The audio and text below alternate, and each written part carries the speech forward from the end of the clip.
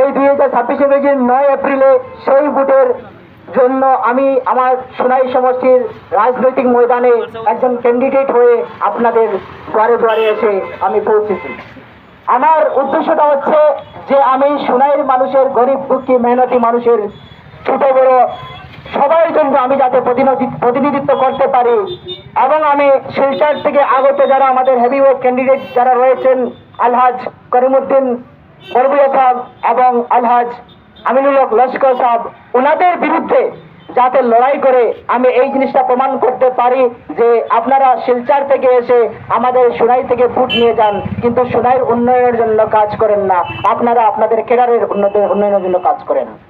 কেডারদেরকে সন্তুষ্ট করার জন্য কাজ করেন, আপনারা আপনাদের নিজের কাছের মানুষের উন্নতির জন্য কাজ করেন, সোনাইয়ের গ্রামগঞ্জের উন্নতির জন্য আপনারা কাজ যেভাবে করার কথা ছিল এমএলএ হওয়ার পর সেভাবে করতে পারেন নাই। তাই আমি ভাবলাম ওনারা যদি টাকাওয়ালা মানুষ হয়ে বিভিন্ন ধরনের প্রোগ্রাম করে সোনাই সমষ্টির গ্রামে গঞ্জে অলিগলিতে গিয়ে যদি ওনারা ভোট ভিক্ষা করতে পারেন, তাহলে আমাদের ভারতবর্ষের সংবিধান এভাবে কোনো কথা বলেনি যে যার কাছে টাকা নেই সে ভোট ভিক্ষা করতে পারবে না, এভাবে কোনো নিয়ম নেই।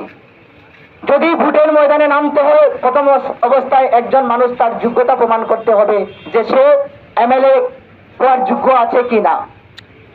আর যদি সেই মানুষটা তার নিজেকে প্রমাণ করতে পারে না, তার যোগ্যতাকে মানুষের সামনে তুলে ধরতে পারে না, তাহলে সে কিভাবে আবার ভোট পাবে, আবার সে কিভাবে আবার এমএলএ হবে। সাধারণভাবে আমরা জানি যে সোনাই সমষ্টির মতো একটা সমষ্টিতে যদি ভোট খেলতে হয় অনেক টাকা পয়সার প্রয়োজন রয়েছে, কিন্তু আমি একজন গরিব ছেলে, আমার ফ্যামিলিটা খুবই বেশি একটা ইকোনমিক্যালি আর্থিক দিক থেকে খুবই একটা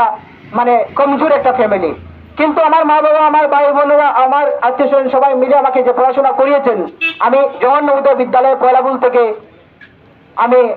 ম্যাট্রিক পাস করেছি, তারপর আমি হায়ার সেকেন্ডারি পাস করেছি করিমগঞ্জ রামকৃষ্ণনগর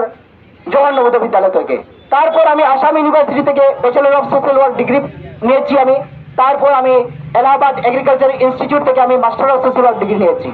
আমি